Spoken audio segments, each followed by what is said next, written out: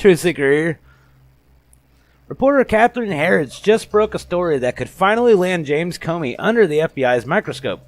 According to Harrods, Senator Chuck Grassley sent a letter to the FBI Director Christopher Wray asking if the Bureau, under Comey's leadership, ever warned the Trump campaign about Russia interference, and if not, why? In addition, Comey has been called back to Trey Gowdy for additional questioning. Many of the statements he made under oath, include those about Trump team wiretapping, have now been proven to be false. I'll go ahead and play this video here for you. Good morning. The Republican chairman of the Senate Judiciary Committee, Charles Grassley, sent this letter to the current FBI director asking whether the Bureau, under the leadership of James Comey, warned the Trump campaign about the risk of Russian interference or infiltration. And if not, why not? This morning, we have a team at Howard University in Washington where the fired FBI director James Comey will speak to students. We were told that Comey would not take reporters' questions, and we do not expect to see him enter or exit the university. After this July 2016 announcement where he took the unusual step of publicly recommending against criminal charges, Comey became the subject of what's called a Hatch Act investigation by the Justice Department. The Hatch Act includes violations that an executive branch official used their position and influence to affect a U.S. election. And certainly a Hatch Act violation, I think, would have very significant political consequences, because what it would say, and the way it would be interpreted by the American people, is that Jim Comey was a partisan actor who did what he did for political purposes. And I think that would really, frankly, cast a certain light over everything that Jim Comey has done. In the course of that Hatch Act investigation, 2 members of Comey's FBI inner circle were interviewed, and those transcripts obtained by Grassley and Republican Senator Lindsey Graham indicate that Comey began drafting the Clinton exoneration statement that he gave in July before all the evidence was gathered and 2 months before Clinton's FBI interview. Senator Graham told Fox recently he would subpoena Comey if he refused to come back to the Hill and deconflict his testimony. I think it should, I want to inform the public as much as possible, because this doesn't add up and I smell a rat here. The Justice Department Hatch Act investigation was closed in May, not because it didn't find anything, but because Comey was fired by the president and was no longer a government employee. There is also a second separate investigation of Comey by the Justice Department and his actions into the 2016 election, and that's being conducted by the Justice Department's internal watchdog, the Inspector General, and the results of that are expected sometime in the new year. Dun dun dun! Comey is going down. Oh, I'm loving it. Loving this, totally. A few days ago, I tried uploading the actual congressional hearing that was going on, but there was a really bad audio problem because it was a horrible satellite feed. And so we got to actually put together, I'm going to put it at the end of this video so you can go ahead and watch the most important parts about it. It's a little long, so that's why I'm giving you a heads up on it now. It will be at the end of this video. But what do you think about this? I mean, Comey's going down finally. And so is the whole little Clinton posse. It's all going to go down one by one like a domino effect. It's going to be pretty cool. But eventually, once it gets to Podesta, you know this is going to get really juicy. But definitely leave your thoughts in the comments below on what you think about the weasel. And thanks for watching, everybody. Director Comey, you are 100% correct.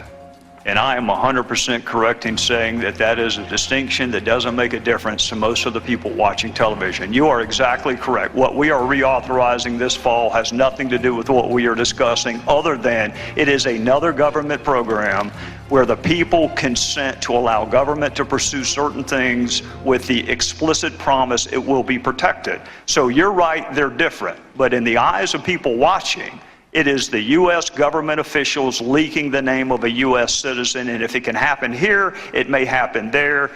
Trust me, you and I both want to see it reauthorized. It is in jeopardy if we don't get this resolved. Mr. Gowdy's recognized. Thank you, Mr. Chairman. Director Comey, we will begin this line of questioning, then we'll finish it the next round. FISA and other similar related counterterrorism programs have been described even this morning as vital, critical, and indispensable to our national security. And many of us on both sides of the aisle believe FISA and similar counterterrorism programs prevent terrorist attacks and save American lives. But FISA and other surveillance programs are intentionally designed to preserve the privacy of U.S. citizens. They are intentionally designed to ensure the information is collected and used only for legitimate national security and criminal investigative purposes. There are statutory safeguards. There are warrants based on probable cause. There is a FISA court that is involved. There are audits on the back end, and we think so highly of this material.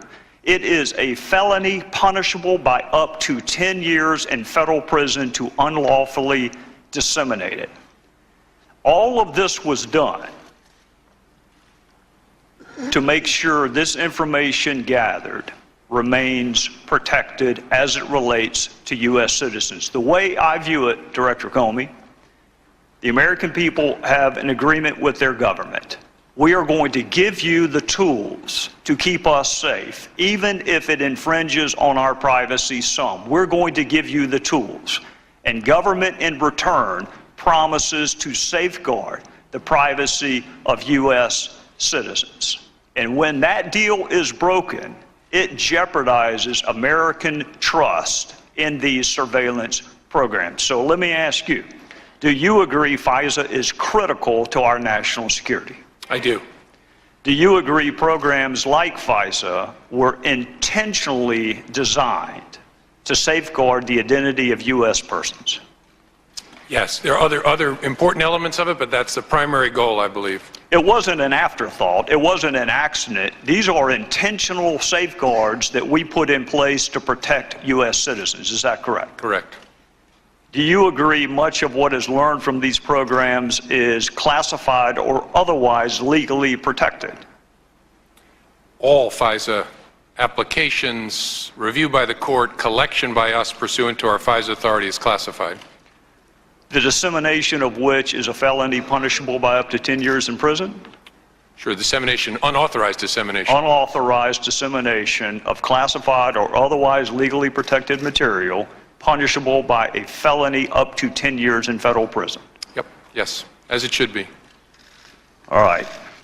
In January of this year, the Washington Post reported, according to a senior U.S. government official, a named U.S. citizen, and I will not use the name, a named U.S. citizen, phoned the Russian ambassador several times on December the 29th. In February of this year, the Washington Post reported nine current and former officials who were in senior positions at multiple agencies at the time of the call spoke on the condition of anonymity to discuss intelligence matters, and that officials began poring over intelligence reports, intercepted communications, and diplomatic cables. In February of this year, the New York Times reported a U.S. citizen, whose name I will not use, discusses sanctions with the Russian ambassador in a phone call, according to officials who have seen a transcript of the wire-tapped conversation. And again in February of this year, the New York Times reported on a phone call involving a U.S. citizen, including significant discussions of phone records, intercepted calls, intercepted communications, and reported the NSA captured calls and then asked the FBI to collect as much information as possible. My time is up, so I will say this for this round. I thought it was against the law to disseminate classified information. Is it? Oh yes, sure, it's a serious crime. I'm not going to comment on those particular articles because I don't want to, in any circumstance, compound a criminal act by confirming that it was classified information. But in general, yes, it's a serious crime, and it should be, for the reasons you said. We'll take it back up next round, Mr. Chairman. As you know, our practice is not to confirm the existence of ongoing investigations, especially those investigations that involve classified matters. But in unusual circumstances, where it is in the public interest, it may be appropriate to do so, as Justice Department policies recognize. This is one of those circumstances. I have been authorized by the Department of Justice to confirm that the FBI, as part of our counterintelligence mission, is investigating the Russian government's efforts to interfere in the 2016 presidential election. And that includes investigating the nature of any links between individuals associated with the Trump campaign and the Russian government, and whether there was any coordination between the campaign and Russia's efforts. As with any counterintelligence investigation, this will also include an assessment of whether any crimes were committed. Because it is an open, ongoing investigation and is classified, I cannot say more about what we are doing and whose conduct we are examining. So my question, as of today, Admiral Rogers, do you have any evidence that Russia cyber actors changed vote tallies in the state of Michigan? No, I do not, but I would highlight we're a foreign intelligence organization, not a domestic intelligence organization. So it would be fair to say we are probably not the best organization to provide a more complete answer. How about the state of Pennsylvania? No, sir. The state of Wisconsin? No, sir. State of Florida? No, sir. The state of North Carolina? No, sir. The state of Ohio? No, sir. So you have no intelligence that suggests or evidence that suggests any votes were changed? I have nothing generated by the National Security Agency, sir. Director Comey, do you have any evidence at the FBI that any votes were changed in the states that I mentioned to Admiral Rogers? No. Thank you. We'll go back to, I'll yield myself 15 minutes and we'll go back to Mr. Gowdy. Thank you, Mr. Chairman. Director Comey, you and I were discussing the felonious dissemination of classified material during the last round. Is there an exception in the law for current or former U.S. officials who request anonymity? To release classified information? Yes, sir. No. Is there an exception in the law for reporters who want to break a story? Well, that's a harder question as to whether a reporter incurs criminal liability by publishing classified information, and one probably beyond my ken. I'm not as good a lawyer as Mr. Schiff said I used to be. Well, I don't know about that, but the statute does use the word publish, doesn't it? It does, but that's a question I know the Department of Justice has struggled with through administration after administration. I know the department struggled with it, the Fourth Circuit struggled with it, lots of people have struggled with it, but you're not aware of an exception in the current dissemination of classified information statute that carves out an exception for reporters. No, I'm not aware of anything carved out in the statute. I don't think a reporter's been prosecuted, certainly in my lifetime, though. Well, there have been a lot of statutes at bar in this investigation for which no one's ever been prosecuted or convicted, and that does not keep people from discussing those statutes, namely the Logan Act. In theory, how would reporters know a U.S. citizen made a telephone call to an agent of foreign power? How would they know legally? Yes. If it was declassified and then discussed in a judicial proceeding or a congressional hearing, something like that. And assume none of those facts are at play, how would they know? Someone told them who shouldn't have told them. How would a reporter know about the existence of intercepted phone calls? Well, same thing. In a legitimate way, through an appropriate proceeding where there's been declassification. In any other way, in an illegitimate way. How would reporters know if a transcript existed of an intercepted communication? Same answer. The only legitimate way would be through a proceeding, appropriate proceeding. The illegitimate way would be somebody told them who shouldn't have told them. What does the term mask mean in the concept of FISA and other surveillance programs? As Director Rogers explained, it's our practice, approved by the FISA court, of removing the names of U.S. persons to protect their privacy and their identity unless it hits certain exceptions. So masking means, as Mike Rogers said, I'll often see an intelligence report from NSA that will say U.S. person number 1, U.S. person number 2, U.S. person number 3, and there's no further identification on the document. Admiral Rogers said there are 20 people within the NSA that are part of the unmasking process. How many people within the FBI are part of the unmasking process? I don't know for sure as I sit here. Surely more, given the nature of the FBI's work. We come into contact with U.S. persons a whole lot more than the NSA does, because we may be conducting, we only conduct our operations in the United States to collect electronic surveillance, to conduct electronic surveillance. So I can find out the exact number. I don't know it as I sit here. Well, I think, Director Comey, given the fact that you and I agree this is critical, vital, indispensable, a similar program is coming up for reauthorization this fall with a pretty strong headwind right now, it would be nice to know the universe of people who have the power to unmask a U.S. citizen's name, because that might provide something of a roadmap to investigate who might have actually disseminated a masked U.S. citizen's name. Sure, the number is relevant, but what I hope the American people will realize is the number is important, but the culture behind it is, in fact, more important. The training, the rigor, the discipline. We are obsessive about FISA and the FBI for reasons I hope make sense to this committee, but everything that's FISA has to be labeled in such a way to warn people, this is FISA. We treat this in a special way.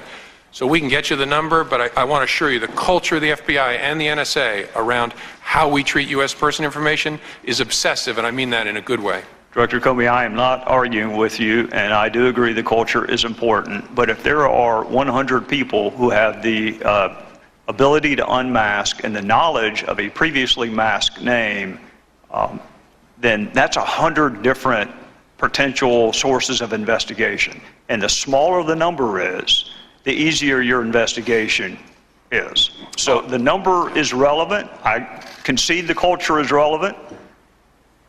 NSA, FBI, what other U.S. government agencies have the authority to unmask a U.S. citizen's name? Well, I think all agencies that collect information pursuant to FISA have what are called standard minimization procedures, which are approved by the FISA court that govern how they will treat U.S. person information. So I know the NSA does, I know the CIA does, obviously the FBI does. I don't know for sure beyond that. How about how about Maine Justice? I mean, Maine Justice, I think, does have standard minimization procedures. All right, so that's 4. The NSA, FBI, CIA, Maine Justice. Does the White House have the authority to unmask a U.S. citizen's name? I think other elements of the government that are consumers of our products can ask the collectors to unmask. The unmasking resides with those who collected the information. And so if Mike Rogers' folks collected something and they send it to me in a report and it says U.S. person number 1, and it's important for the FBI to know who that is, our request will go back to them. The White House can make similar requests of the FBI or of NSA, but they don't on their own collect, and so they can't on their own unmask. I got that about right? Yeah, that's correct. I guess what I'm getting at, Director Comey, is you say it's vital, you say it's critical, you say it's indispensable. We both know it's a threat to the reauthorization of 702 later on this fall. And oh, by the way, it's also a felony punishable by up to 10 years. So how would you begin your investigation, assuming for the sake of argument that a U.S. citizen's name appeared in the Washington Post and the New York Times unlawfully? Where would you begin that investigation? Well, I'm not going to talk about any particular investigation. That's why I said in theory. You would start by figuring out, so who are the suspects? Who touched the information that you've concluded ended up unlawfully in the newspaper, and start with that universe, and then use investigative tools and techniques to see if you can eliminate people or include people as more serious suspects. Do you know whether Director Clapper knew the name of the U.S. citizen that appeared in the New York Times and Washington Post? I can't say in this forum because, again, I don't want to confirm that there was classified information in the newspaper. Would he have access to an unmasked name? In some circumstances, sure. He was the Director of National Intelligence, but I'm not talking about the particular. Would Director Brennan have access to an unmasked U.S. citizen's name? In some circumstances, yes. Would National Security Advisor Susan Rice have access to an unmasked U.S. citizen's name? I think yes, in general, and any other national security advisor would, I think, as a matter of their ordinary course of their business. Would former White House advisor Ben Rhodes have access to an unmasked U.S. citizen's name? I don't know the answer to that. Would former Attorney General Loretta Lynch have access to an unmasked U.S. citizen's name? In general, yes, as would any Attorney General. So that would also include acting AG Sally Yates? Same answer. Did you brief President Obama on, well, I'll just ask you, did you brief President Obama on any calls involving Michael Flynn? I'm not going to get into either that particular case, that matter, or any conversations I had with the President, so I can't answer that.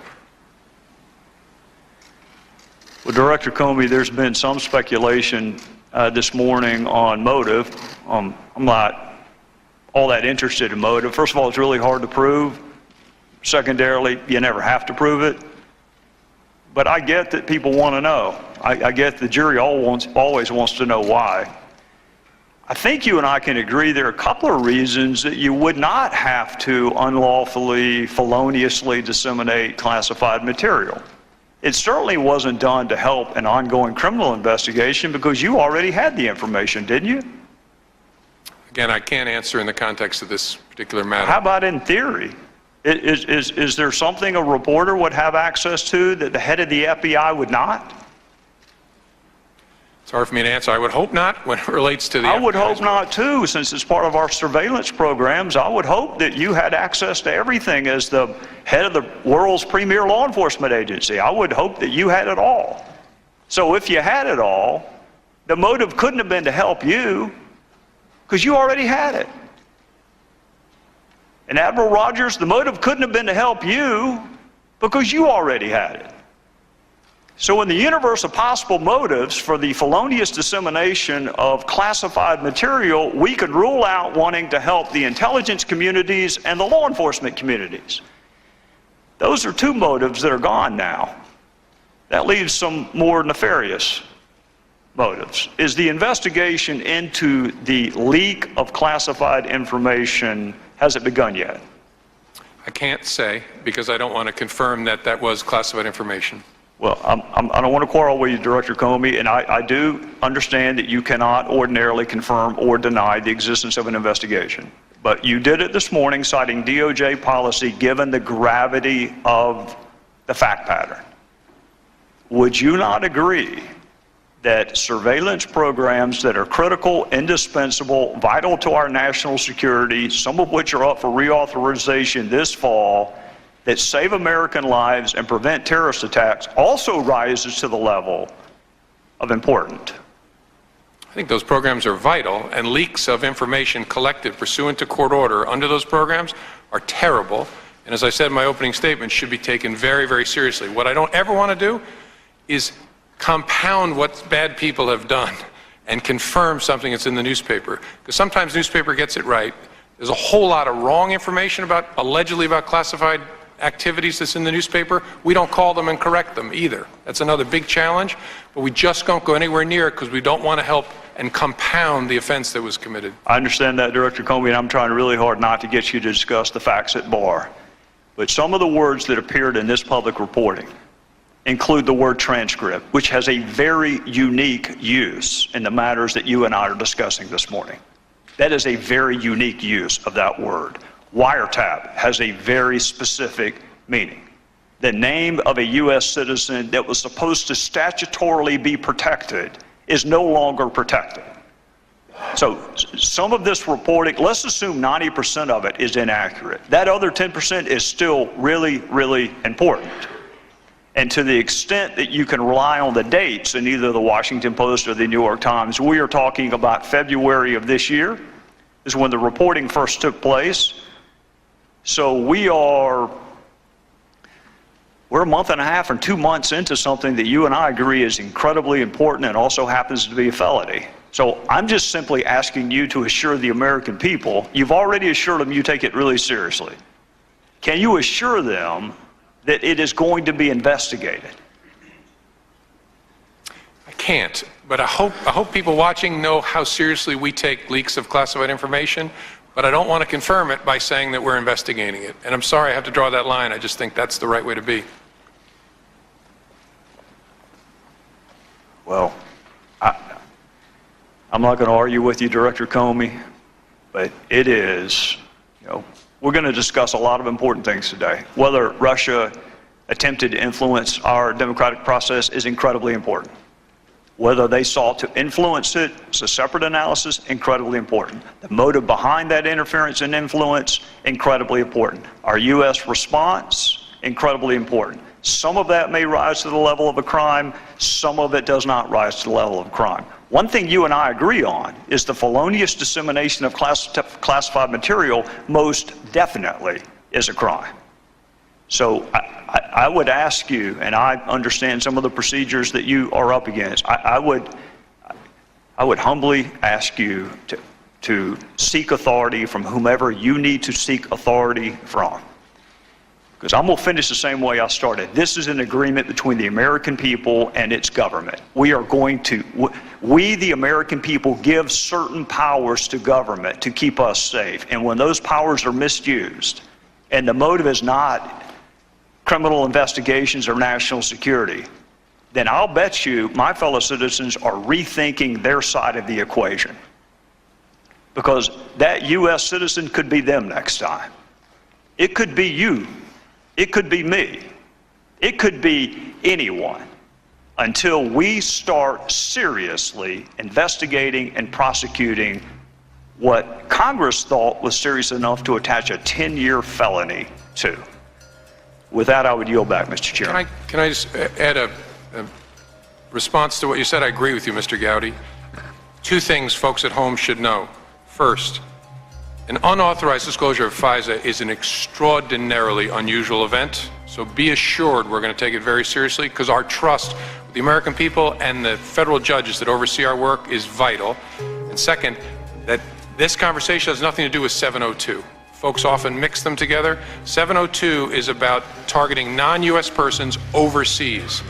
Pursuant to the FISA statute, the FBI can apply to collect electronic surveillance in the United States, but it's a different thing from 702. The conversation you and I are just having is about this, which is vital and important, but I just didn't want to leave folks confused. Director Comey, you are 100% correct, and I am 100% correct in saying that that is a distinction that doesn't make a difference to most of the people watching television. You are exactly correct. What we are reauthorizing this fall has nothing to do with what we are discussing, other than it is another government program where the people consent to allow government to pursue certain things with the explicit promise it will be protected. So you're right, they're different. But in the eyes of people watching, it is the U.S. government officials leaking the name of a U.S. citizen, and if it can happen here, it may happen there.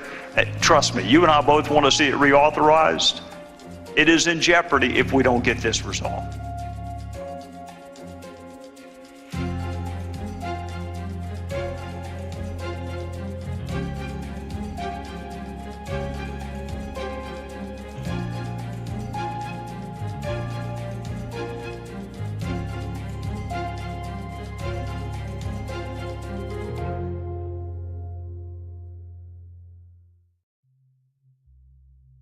Please subscribe to our channel, like our video, and comment below, and we'll see you on the flip side.